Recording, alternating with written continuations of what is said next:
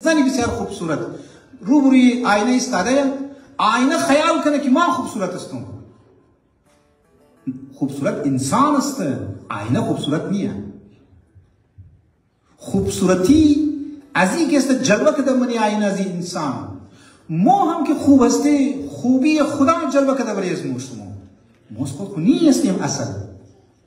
عزیزان من این مهمه که ما خوبیار در طرف نسبت به ازو بدیم.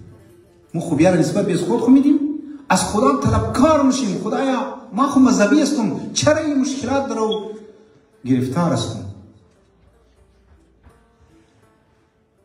مشکلات از دست خود انسانه. شما تو که یک حدیث عجیب واقعا پیشنا سالا ما در خدمت شما مسئله غیبت رو گفتم، خطرناکه.